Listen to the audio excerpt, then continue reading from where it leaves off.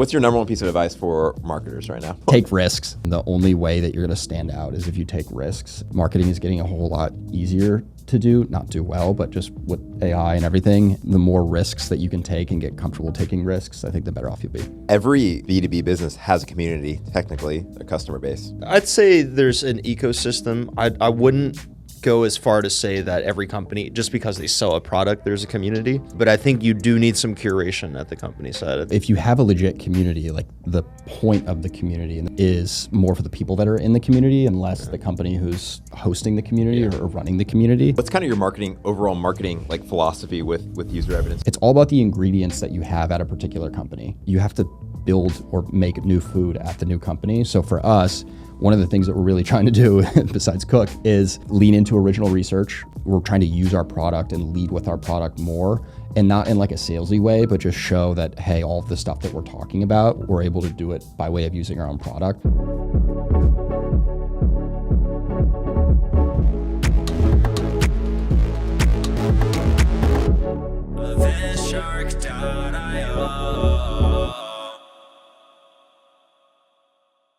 We have 3 different examples of the types of gangsters you'll see in the world. We got our classic roadman here with the ski jacket and the goggles.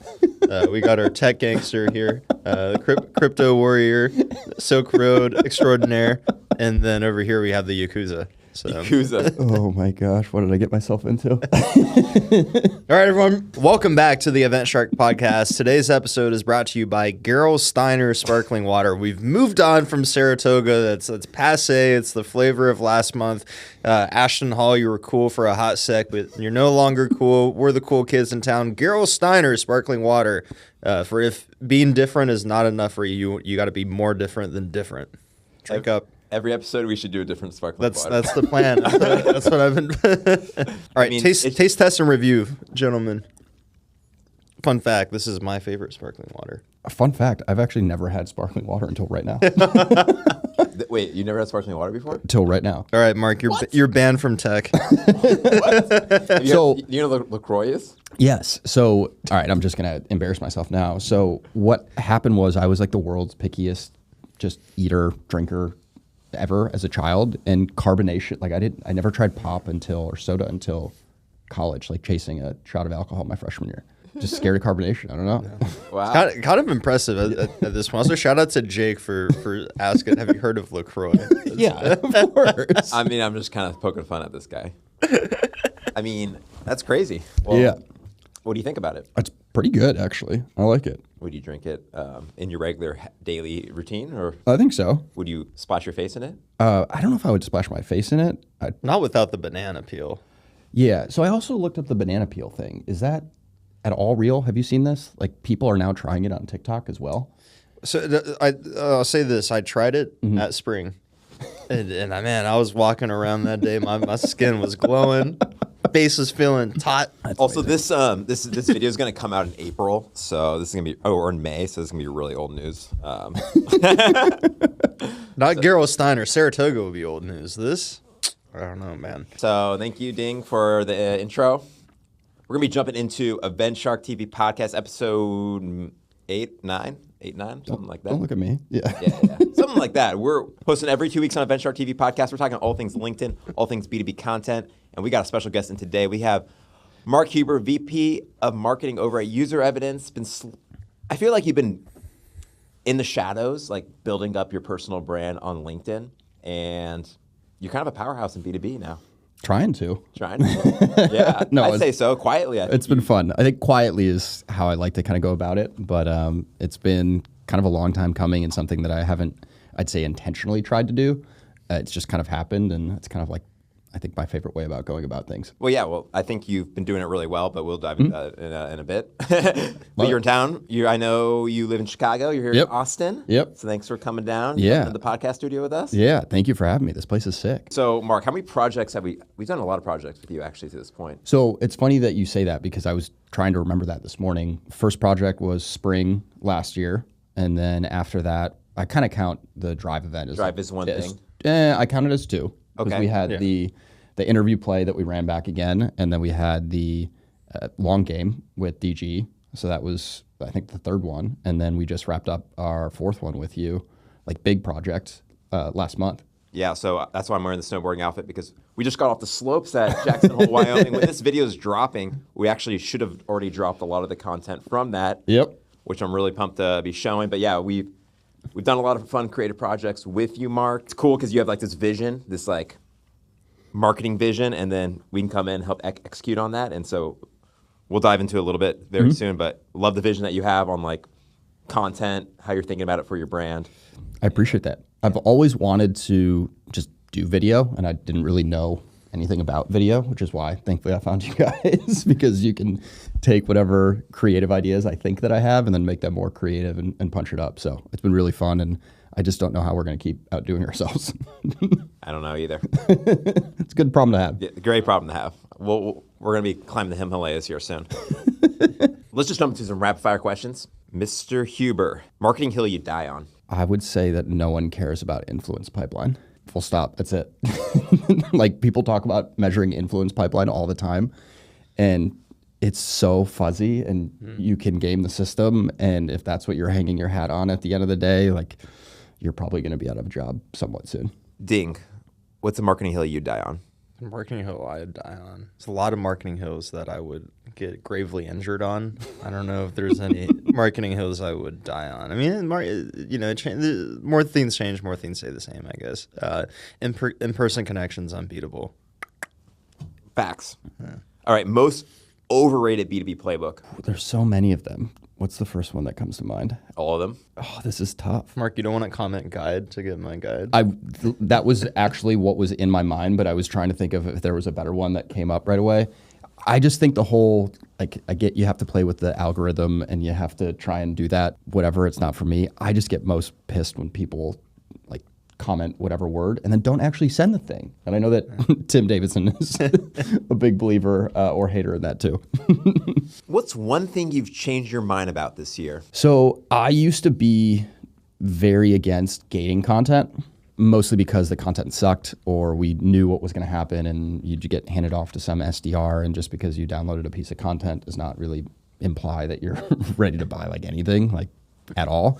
And I think for me, it was a conversation that I had with Devin Reed a while ago, where if you gate some of your content that truly is good content that's worth the email, building your own list is more important than ever before. And I think just with all the changes to platforms and algorithms that you don't own, I'm good with gating like your best content for a good reason.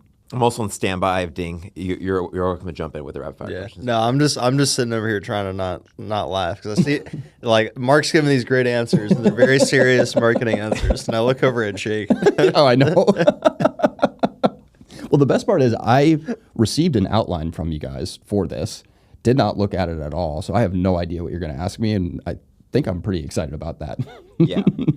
You're doing great. And so just a little, on the outline stuff, we try and build upon stuff you've already talked about. Like if you go on Mark, you have your own personal like marketing portfolio page. You got a lot of content online. You've done tons of podcasts. So you got a lot of ammo. You got a lot of ammo to pull from. So we try and, I mean, we're just kind of warming up with some rapid fire questions. But we're really trying to build upon things you've already talked about. Obviously, we have a lot of context. We were at a 3-hour dinner last night. Yeah.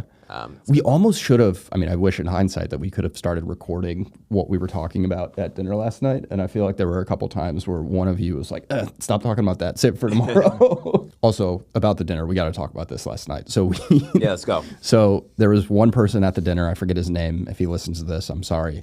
And we went around with like an icebreaker for a fun fact, which I hate the fun facts. It's usually not fun. It's forced. It's, awkward, whatever.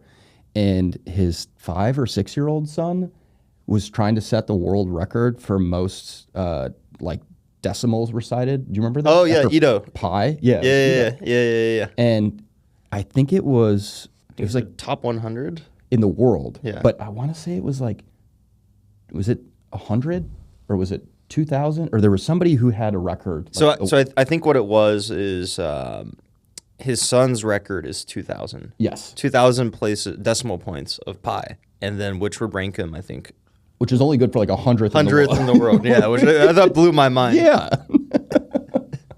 And then the world record was something just absolutely insane. Like it stopped the entire dinner conversation during the. It was like 5 digits. Yeah. 5, Yeah. 6, something crazy. Yeah. I mean, we're not going to do it right now, but I can do 3.14. I think that's all I got. Pi Day's coming up, actually. Wait, no. Wait. No. Next year? Yeah. There's always I failed the first. Pi Day's coming up somewhere in the world, friends. I failed the first digit. Who's someone in B2B marketing more people should know about? I think I'm a little biased because I work with her, and she just had a huge week with something that we launched, but I'd say Jillian Hofer. I think she is unbelievable. I mean, you both know her from working with her, and I think she's making a pretty big name for herself, or at least starting to, and I think she's incredibly talented, and we'll continue to see more from her, and I think people are already starting to realize that on their own, but she's awesome. Still my answer. That's good. Yeah. Jillian's awesome. Up and coming creator. Shout out to Christina Piro at Slate. I think she's doing social content in a more fresh way. I think it feels like Slate the drink? no, not Slate the drink. I think they're like a social or brand management platform. But it reminds me of home. SpongeBob. It reminds me of when, like, late 2020, or early 21, when a lot of B2B marketers were trying out TikTok. Not very many stuck the landing, but there's this specific style of less produced video. It's still produced, but, lower production value. I know where you're going. Yeah. Yeah, where I think she's one of the people in the space that's doing that really well. Seems like our vertical has kind of shifted away from that kind of content, and so it's cool seeing there are folks that are still getting success out of that. It just shows every format is valid. So now I'm curious, why do you think like our kind of space has moved away from that? That's the stuff I like the most. It's because it's hard. So I think there's two reasons. One, it's hard to do well and get success from it.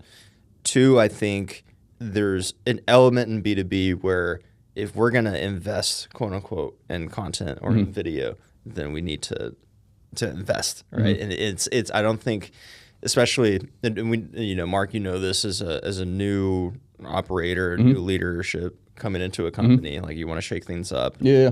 And then if your first initiative is let's do low production quality video, it doesn't play as well as, let's do something. And I think the other piece is in B2B that's different than creator space.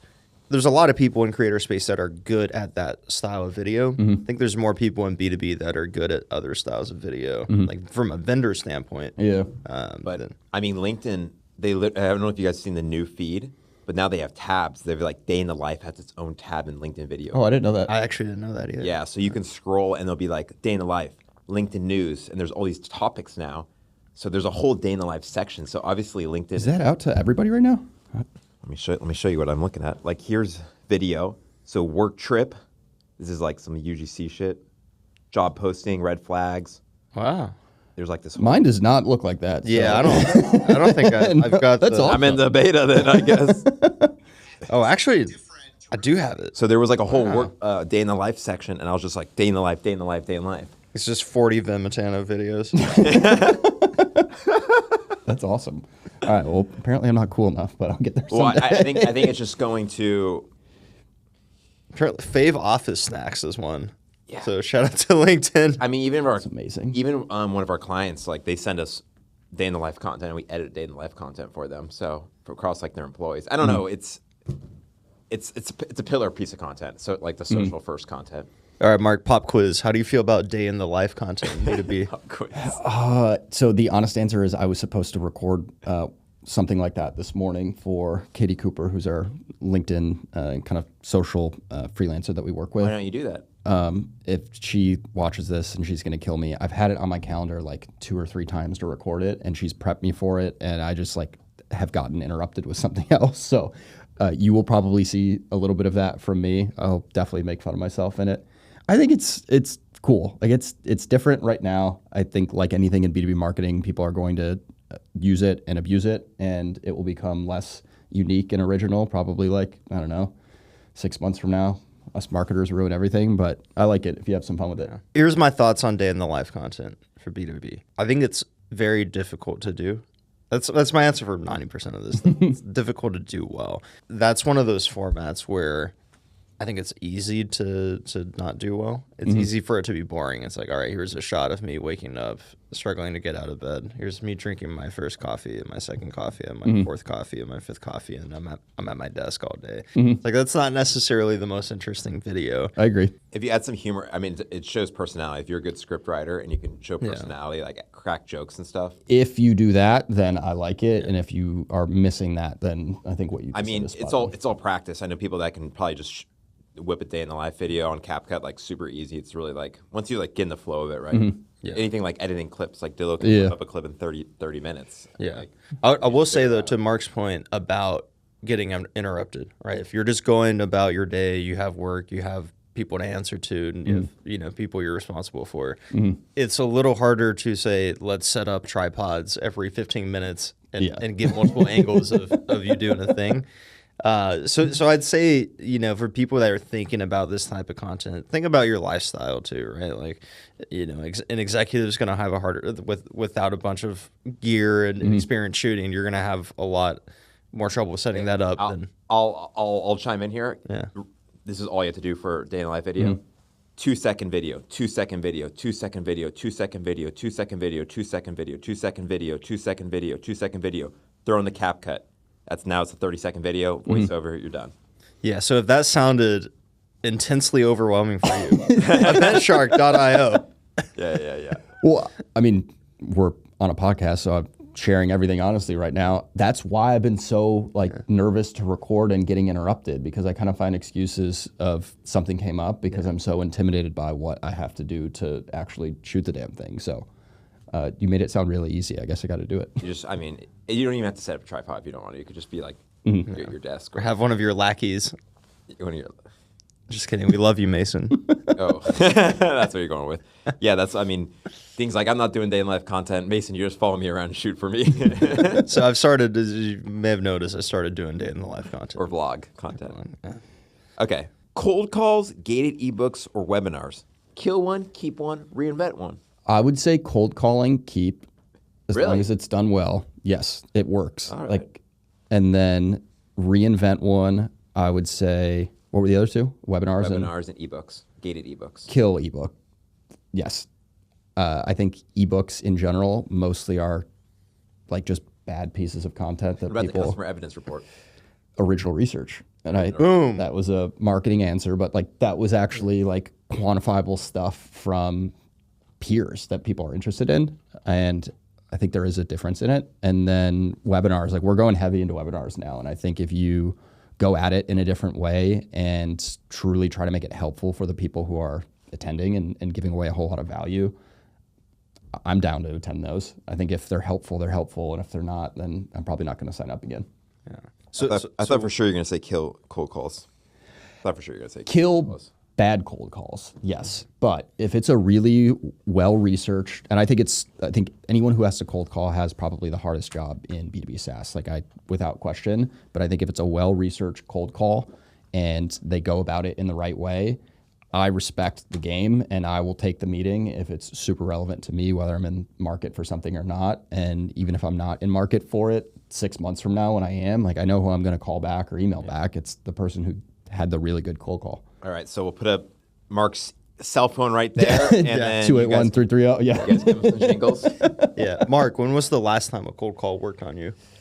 Last time a cold call worked on me, I would say when I took off the setting on my phone from the mute unknown numbers. This was probably 2 or 3 weeks ago. I go through stages of when I think my number's been in some data breach and I just get a ton of spam calls. But there was a cold call that somebody got me right at the right time. And it was something that I wasn't truly looking to buy, but they're on my radar now. So I dig it. And how long ago was that? I would say that was probably 5 years ago? No. That was right after we got back from Oh, cool. Jackson. So a month-ish ago. Yeah. I think if someone's downloading your research report, it's we should probably call him or her. Yeah. At some point. But I think if you can tell, and and I know everyone's not like this, but if you can tell that they've done their homework and they're reaching out to you for a reason, not just, hey, will you buy my software? Can I get 15 seconds of your time? Whether it's something that you said on a podcast or something that you said online or something that they can see that's going on with your company, like when they can tell me, hey, this is why I reached out, I'm like, all right, you did your homework and I respect that. All right. And for more sales tips, go check out another podcast. Let's jump into B2B marketing. All right. So you did a podcast with our good friend, Jason Widup. I did. 64 episodes at Metadata. Yep. What do you learn from that? What did I learn from that? Or what was the success of that podcast? Yeah, I think we could talk about this this better go to Jason because Jason. That's going to Jason. This is rapid fire, so right. You don't have to take all day. All right, so we got to get through a lot of stuff. I would just say I learned a whole lot, and I think the best way that we learned was that we Frankensteined how we did it to start to learn more about what we needed and what we didn't need. How many downloads did you guys get? So I wish I still had access to like the podcast analytics, but when we left, I think it was at like 35,000 downloads. It's a niche topic. You guys are talking like. We were basically building in public. Yeah. And just sharing what we were doing and how we were doing it. And it helped our sales team so much because people would come into calls and be like, well, I thought Mark and Jason were going to be on the call. And I was like, no, like they have a job. Like they're marketing the product. Like they're not on all the sales calls. So it just built trust and awareness and warmed people up for our sales team. And we kind of lost track of how many times it would come up on calls, which is like the exact problem you want to have with a podcast. Yeah. And that's also, you did it a few years ago, which was like early building in public. Yeah. I mean, we kind of took, like most things, I borrow ideas and put my own spin on it. But I think I got a lot of inspiration from the original like DG stuff at Drift and just try to put my own spin on it. Do you ever listen to that content? Old Drift stuff with DG? The old DG stuff, yeah. I wasn't in marketing at the time when he was doing that, so I didn't listen to that. I was listening to sales podcasts. Which is not this one. Yeah. Last piece of content that impressed you? I would say, I hate to give DG more credit here, but the salary report that Exit 5 just came out with, I think really useful, data-driven, relevant, and asking questions that people are always trying to find answers to and can't really find good data behind, and I thought it was really good. They're building a really good community. They really are. I'm in the CMO club there, and the CMO club's awesome because they bring in... Oh, you're in the CMO No. club. You get the card? I snuck into the CMO club somehow. They bring in big CMOs from, Kip Bodnar from HubSpot was in there. And it's basically like a AMA-style monthly session where you basically can ask anything, and it's cool just to hear what people are doing at that scale and what they've learned and where they started from. And I think the only person that could bring in that caliber of people is DG. I just kept getting this image of you guys ever seen the Family Guy cutaway scene where it's a centipede and a squad of millipedes? Dillo, pull the clip for the thing. But it's like they're counting the legs. They're like 99 to 100. You're not a millipede. So I'm just picturing CMO club. No, I saw a dance post or something. It's like they let directors and VPs of marketings in too. Yes, they let the fakes get in there like myself. But no, it's cool. I like it. And it's totally unfiltered and not recorded. So you get a little bit more honesty, which is, I think, what we're all looking for because what is on LinkedIn for the most part is not real life. Fluffy. What's more important, brand or pipeline? I literally just wrote my newsletter this week on this. Dead serious. Let's go. Whoa. It's neither. It's like trust. You have to build trust to generate pipeline, and the way that you do that is through your brand. Through brand. Yeah. So it's the same. Like they're so interconnected. It's not one versus the other. Like you want pipeline, and it's so incredibly hard to do without having any sort of brand. And if you describe all the things that having a brand allows for you to do as a company, but you don't say the B word to your CEO will be like, yeah, I want all of those things. Like I want bigger deal sizes. I want them to close faster, and I want our win rate to go up. Well, how does that happen? Brand. Yeah. I noticed even Evan his LinkedIn's been really popping off recently. I don't know if that he's always been popping off on LinkedIn, but I have been trying to get him your hands on that to do that. It's more of Jillian's hands, okay, yeah. And then yes, I've been pushing him to do that for a while, and I think he's a weapon for our marketing. We've just been trying to figure out how to steer him and where to use him. And like most CEOs, he just doesn't have a whole lot of time. So his biggest objection or reason for saying no the entire time was, I can't make time for this. And I think I just annoyed him so much and wouldn't give up on this that we really started to prioritize it recently. And it's been cool. It's like he enjoys it too. I dig it. Yeah, his content's been really good.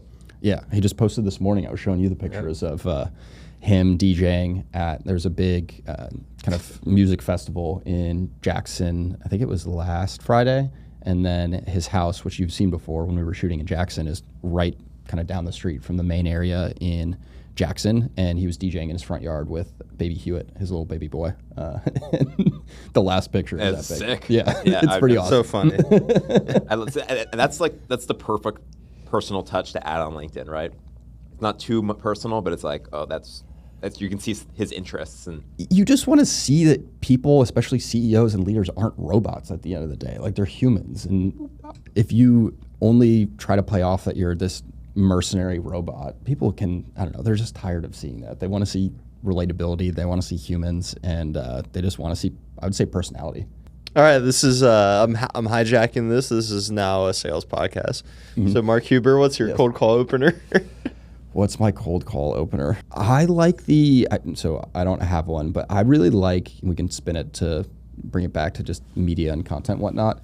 I love the 30 Minutes to President's Club dudes and just what they put out and how authoritative and relatable the content comes across. And then from a production perspective, I think they nail it too. I mean, it's kind of like the stuff that you guys are putting out. So they do a really good job. I mean, I was just listening to Nick on Devin Reed's podcast. Jillian actually sent it to our Slack group. I actually started it maybe like a month ago when it came out, and then Jillian sent it again. So I listened to it. They cut like 30-40% of their podcast. You come in, I've had people that I know, friends that went on the podcast, and it's like, you got to come in, how to do shit, not like, oh, you need to be doing this. It's like, this is actually how you do it and execute. So they've done a really good, I think they're thinking about their audience with every piece of content that they do, which is reason why they've grown so well. And they also just focused on the podcast. That's the only thing they did for forever. Now they're doing like newsletters and other shit, but it's like, we're just going to be a really good podcast and just focus on that.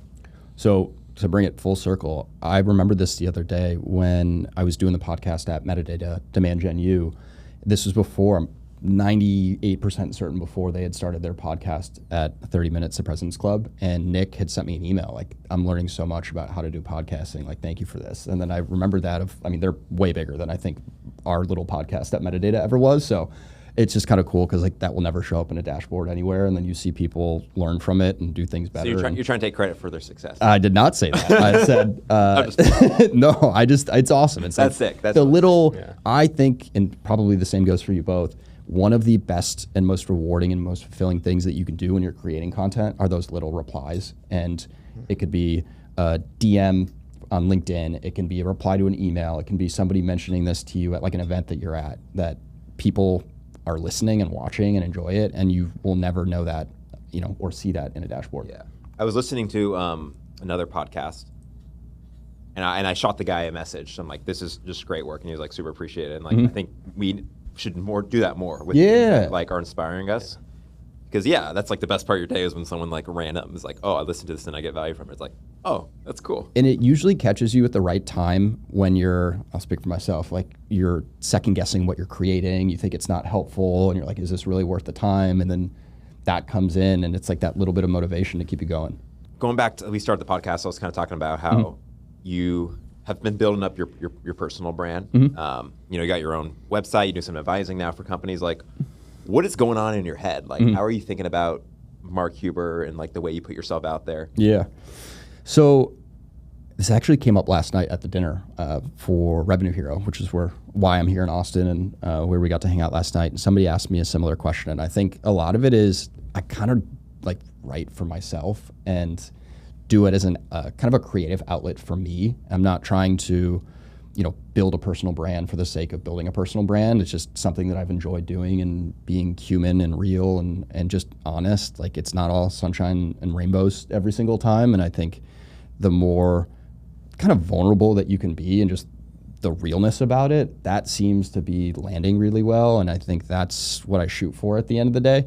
I'm not trying to game the algorithm. I'm not trying to write for other people or pretend to be something that I'm not, and it's more fun that way. And you get to be just like such a better, I'd say, writer and creator, just like with anything in life, the repetition and the practice. Yeah, well, just talking to other people at the event, like Chia, he was like, "Oh, I'm coming to this event because I just trust Mark." Like, I did. You know what I mean? I feel like a lot of people just like no one's like, Mark's like a bad guy. Like everyone's just like, yo, that guy's a good dude over there. You can just put yourself out there very authentically. Yeah. And you're not trying to like Yeah, it's sell like, hey, anyone Mark, anything. you're a real piece of shit. You want to come on the podcast? I get that too. Yeah, but it's all about duality, right? Like balance, equilibrium. I think Devin, I was talking with him we randomly cold call each other. So I'll tell you what my opener is the next time that I call him. And he is an advisor for UserEvidence, so he gets to see what's going on numbers-wise behind the scenes a little bit more than what most people get to see. And he said something this week where it's like, I see what you post on LinkedIn, but then I see like what's going on behind the scenes, and it's like, it's the same. Like you're not leading this, facade of saying one thing publicly and then the numbers don't back it up. And again, that was just like a personal good compliment to me that it's the same person, and I think that's what I pride myself on. Yeah, and I mean, we've known you for now over a year, and it's just cool to see the evolution of you stepping into the VPM because you're new to UserEvidence being a VP of marketer. First time VP, yeah. And yeah, you stepped in, and now a year later, it's like, oh shit, UserEvidence is like really on the map now. So good work. I appreciate that. Yeah, it was. I still get scared of being like a VP. Like there are times where I'm like, oh my god, am I in the right spot right now? Like, do I know what I'm doing? And I think one of the things that I've gotten to learn and just be more comfortable with is just to like trust myself and trust my gut, being more confident in like a quiet, confident sort of way, and just you're here for a reason. They hired you, because they think you're the person for this. And whenever I'm, getting imposter syndrome or feeling some sense of self-doubt, I kind of just give myself that little pep talk, and it usually works well. What's kind of your overall marketing like philosophy with UserEvidence? You have obviously videos, been a big part of it, but you have other channels and things. Like, how are you just thinking about putting this whole marketing strategy together? I think the easy way to go about it is to just do exactly what you've done before at previous companies and take like that same playbook and ingredients and just try to do it all over again.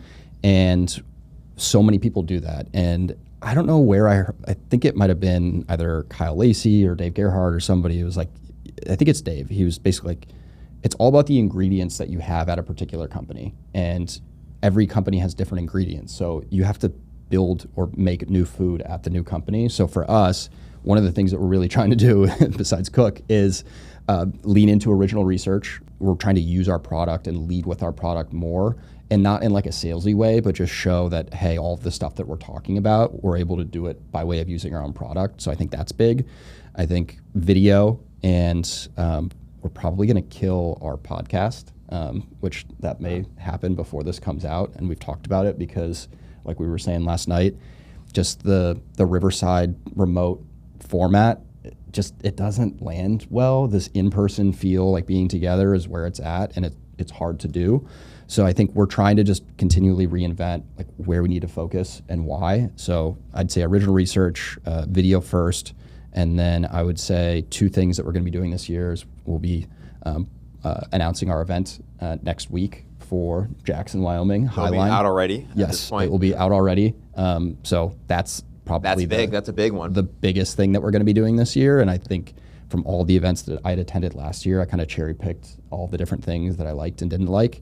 And I mean, from a content perspective, like we're going to get probably a year's worth of content, I would say, with you guys out of that event. Oh yeah, the venue is badass. It's the unconference play. Yeah, it's going to be sick. Tell us about the conference. Yeah, so what we're doing is elevator pitch. Yeah, so what we're trying to do is basically do something that hasn't been done before, and we have it's a 2-day event. So the first day is going to be completely unlike anything that I've ever seen, which is entirely outside and has nothing to do with an event. We're going to do activities in Jackson with different sorts of like physical activity levels, just to get people to meet and hang out and talk and just build relationships, so that when the second day comes around, we'll have more roundtables and stuff that you probably saw at Drive and at Spring. And then it's going to be in-house B2B marketing leaders only, director level plus. I think one of the things that I saw firsthand last year was that a lot of these events are awesome and they're fun, but it's so many different like fractional people or agencies and consultants that are trying to sell you their stuff. And I realize I'm on a podcast with a video agency right now, but you guys aren't selling at those events. Your work speaks for itself. And I think the reason why is people just want to hear from their peers and meet peers that they haven't spoke to before, and just do it in a real, honest, authentic sort of way. So that's kind of the big bet for us. We're keeping it small. It'll be like 125-ish people. It's going to be in Jackson Hole, which is a pretty special place, as you know. It's a long elevator. Yeah. Good elevator. Not in sales. Straight to the top. Yes. Yes. Yeah, it's going to be sick. You know what I like about what you said last there is the first day. We're just doing excursions. We're going to get people to meet not just meet each other, but get to know each other well.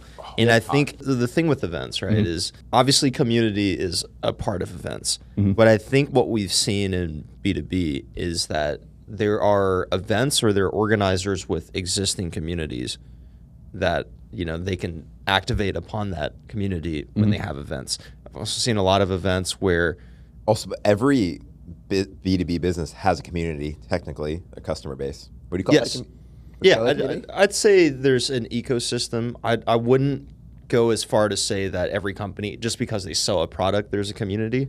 I agree with that. I think it's a bit deeper than that, because there's elements of customer advocacy, support, like subject matter expertise, product knowledge. But I think you do need some curation at the company side. I think, Mark, if you want to expand on your... Yeah, I mean, I would say if you have a legit community, like the point of the community, and this could be an entire follow-up episode when I come back, is more for the people that are in the community and less the company who's like hosting the community or running the community. And I think that's why so many companies that try to do it get really frustrated really quick, because they do it for the wrong reasons, and they do it for themselves, and they do it to try and generate pipeline. Yeah. And people in the community can see right through that Easily. Then they have a bad taste and then they leave. So I think it's very hard to do. I think when you do it well, it's just a game changer for companies, but you got to have the right approach to it, and it takes time. Yeah, it almost feels like the two default paths were either we already have an existing community because of work we've done in the past, let's activate upon that, or there's less of a sense of community, and we're going to fill that gap with selling and pitching and product features. Here's what we do, right? So I love the way you're structuring it, in that here's day one, we're bringing community building into the event, which I don't see very much of done with intentionality. Yeah, and I think the other thing that we're trying to do is we're trying to make sure that, and this is I think one of the differentiators, I love a lot of the events that I see you guys at and we go to, but it's a lot of people who market to marketers. And I realize that I market to marketers, but I also know that the majority of people don't market to marketers. So what we're trying to do with this event is get a mix of people who market to marketers, but then also don't market to marketers. So it's not this big echo chamber that I think we can all agree with. Like, it's just everywhere on LinkedIn, and it's not real life, and you got to have different perspectives at time, which is why we're calling the event Highline. Yeah, Mark, if you ever start a boy band, it should be Mark and the marketers that don't market to marketers. Say that 5 times. That's going to be tough to fit on a t-shirt, but I like it. That's funny. You just think of that? Yeah. That's cool. That's good. That's good. I love it. But yeah, it's going to be a lot of work. We just signed the venue contract and the hotel contract, and I forgot how expensive events can be. Especially in Jackson Hole. Yeah, it's not cheap. Throwing a wedding. When you're used to rolling with the EventShark boys, getting 20x ROI, and I mean, the community play. There's tons of conversations just online, and that's followers and subscribers are slowly becoming less relevant. Yep. Community. Yeah. All about the community. Yeah. What's the community saying about UserEvidence or wherever the hell you care about? Yeah. That's the most important thing. I know. And I think the last thing I'll say on the event is when I was talking with Kyle Lacey just about like the agenda and the topics and how to put this together, I kept thinking that it needed to be indirectly tied to UserEvidence and what we do, and not a big pitch slap, but like some tie. And he said, don't do that. Just come up with an agenda and create sessions that are truly relevant topics and things that people want to learn about that probably have nothing to do with your company. And then when they remember that they went to Jackson and had this unreal experience, they'll remember who created that experience for them, and that's how you build trust and build community. Bang. Yeah, even like last night, someone's like, "What's the pitch for Revenue Hero?" And he's like, "We don't need a pitch. Like, no one wants to hear no one wants to see the slide deck come out. And you do a 30-minute pitch about the company. It just leaves a bad taste in your mouth. Yeah, it's like, do I really want to go to dinner and see a couple slides on the wall? Like, Hell no. No. Hell no. Unless the slides it's like a topic base that's really like interesting, maybe like a good speaker. I don't know. You know what I'm saying, but like we don't want to see the pitch. Like No. It's like an elementary school classroom where there's a substitute teacher and they wheel in the old TV, and then you're expecting a movie day and they pop in an education. I want to see Ferris Bueller's Day Off. I thought you were gonna go. My mom calls me Ferris. My family calls me. They call you Ferris Bueller? They think I'm like Chicago legend. Ferris Bueller I have a horseshoe up my ass, and like I get myself in great situations and I get myself in bad situations, but I always get out of them.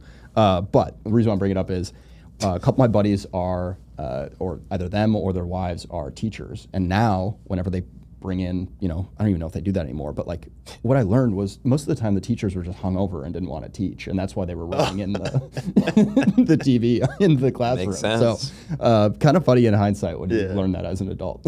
Just like it must be wild being a teacher now, because you don't even need to wheel in the TV anymore. You're just like, all right, kids, here's your phones. Yeah. Yes. Go talk to ChatGPT for a few hours. Just go scroll for 2 hours while I nurse this hangover. Do you remember how pumped we were back in the day when amazing. like you'd see that TV roll in that was probably like this deep in back, and if it fell off, it would be those were kind of a hazard. The flimsy steel frame. Yeah. Like clearly not built to have that much weight on it. I don't know how people freaking stay in a class for like 8 hours every day.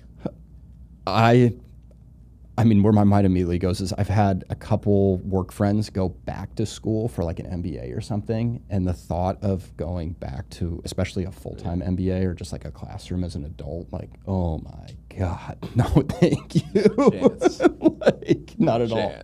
At least for me. No, me too. I never want to do that. I'd do an MBA just for the partying.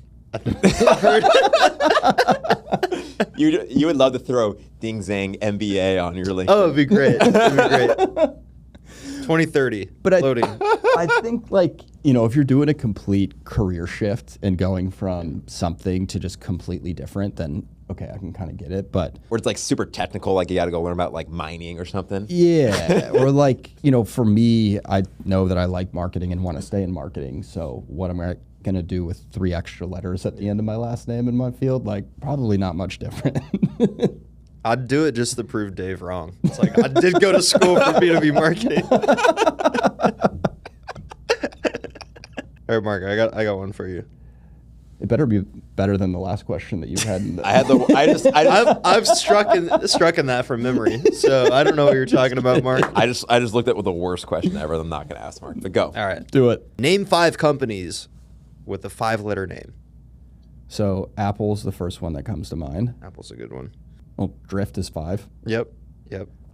Since we were talking about DG earlier, other ones would be. We were talking about Dooley last night. That's Dooley, man. Dooley, Slate. Thanks for the apple. What would be my 5th one? Oh, Page. I'm wearing Page jeans right now. Boom. So, yeah. Boom. All right, we did it. Apparently 5 is a lot easier than 4. Yeah. Okay, and then I got your 5, 4, 3, 2, 1. So let's do it. Okay. All right, what are 4 traits of a good marketer? The first 4 that come to mind are curiosity, creativity, coachability, scrappiness. That's 4, right? Yeah. And then humble. Okay, so we got an extra one. Was that 6? No. I think we're going for 4. I can't It's count. 5, 4, 3. I thought for sure you were going to say trustworthy. No. What are 3 marketing trends you hate? 3 marketing trends that I hate. Well, we talked about one, which was the comment for whatever and then not actually sending it. I think the next one would be, I don't know if this is a marketing trend or a LinkedIn trend, and the third one will be a non-LinkedIn thing, but whenever somebody connects with you and just immediately pitches you right away, like you can kind of see what's coming from a mile away. And then an actual trend right now, I don't even know what vibe marketing is right now. I feel like I might like it if I knew what it Vibe was. coding or vibe marketing? Well, there's two. There's vibe coding, but I've also heard of vibe marketing's different. My understanding of it is just throwing all metrics and numbers out the window and just going by Okay, feel. so if that's what it is, Going by vibe? you can go by vibe a decent chunk of the time, but like you can't throw everything out there. Yeah. Me and Dig are riding on vibe. Yeah. So if that's what vibe marketing is, then I don't like that trend. We don't like vibe marketing. Yeah. Okay. I like vibing in marketing and Yes. having some vibes, but not just throwing every Yeah. single Vibes are good, but it can't be the only Yes. thing that Yes. you do. Okay. What two roles in marketing are AI coming for first? Ooh, I would say, I was kind of talking about this yesterday with Chara. I think like analytical like roles, like unfortunately like a marketing analyst type role. And I think not yet, but I think marketing operations is ripe for that. I think it'll take time, but I think those are two roles that I'm most excited about because they're most needed. I think a lot of times people just jump to the creative oriented marketing roles, and I don't think AI is going to replace those roles. I think you still need to be like the best marketers a couple years from now are still going to be super creative. Like it can't be creative yet. ChatGPT can't be VP of marketing? It could be a pretty average one, but yeah. Is that a shot at GPT or VPs of marketing? I think VPs of marketing. Yeah. Love it. Starting beefs on the Yes. EventShark podcast. All right, Mark, last question. Yep. Name the one greatest restaurant in Chicago. Greatest restaurant in Chicago. I would say Bavette's. Have you been to Bavette's? I've not been to Bavette's. Do you like steak? I don't like steak personally. Do you like steak? Love steak. It's, I think, the coolest steak. Can we talk about how Jake doesn't like snap? I'm just kidding. We'll get into it off camera. Yeah. That would be the first one that comes to mind. Speaking of vibes, just the inside it's a little dark. We got to look pictures up afterwards. Yeah. Next time you're in Chicago, when you actually tell me you're in Chicago, we'll go to Yes. Bavette's. Yeah. I told you I don't like steak though, so let's get something. They have, do you like red meat? Yeah. They have unbelievable burger. I mean, they have like a bunch of Okay, things, fine. But like, yeah, it's awesome. All right. Mark, give the folks some advice. What do you got? What's your number one piece of advice for marketers right now? My number one piece of advice for marketers is take risks. Like everyone right now is trying to play it safe, and I think I was just starting to read. Udi from Gong had his book come out this week, Courageous Marketing, and it's all about just the risks that they took at Gong in the early days. And the only way that you're going to stand out is if you take risks. And marketing is getting a whole lot easier to do, not do well, but just with AI and everything. And the more risks that you can take and get comfortable taking risks, I think the better off you'll be. I actually really like that. Love it. I thought of that one on the spot. That was really good. Being a risk taker. And we can shout out Udi's book, Yes. Courageous Marketing. Yes. I also saw a post on LinkedIn today. The book sales are doing very well, so he doesn't need a plug here, but yeah, check it out.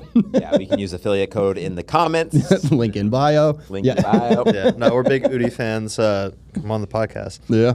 Ooh. All right, Ding, you're in charge of that.